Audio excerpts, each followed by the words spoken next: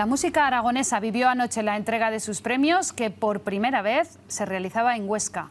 Unos galardones que acapararon en buena parte artistas ostenses. De los 18 premios, 10 se quedaron en el Alto Aragón. Entre los grandes triunfadores de la noche, KCO, que se llevó los premios de Mejor Audiovisual y Mejor Solista, el jacetano Cuti Bericat, que obtuvo el reconocimiento a la trayectoria y al Mejor Directo, y Kiev Cuando Nieva, que logró el galardón a Mejor Grupo. De los focos más brillantes de la atención mediática. Porque estas galas unen año 2008, estábamos nominados nosotros con Música Variable, con grupos como Alarma.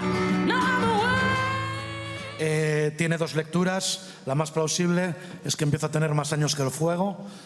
Y la otra es que, bueno, que tampoco ha habido tanto orden, ni desorden, ni tanto desconcierto, que más o menos hay una lógica en 30 años de grabar discos y de hacer canciones. Vemos este premio como un reconocimiento por parte de la gente de Aragón y de la escena musical de Aragón y estamos muy contentos de sentirnos parte de ella.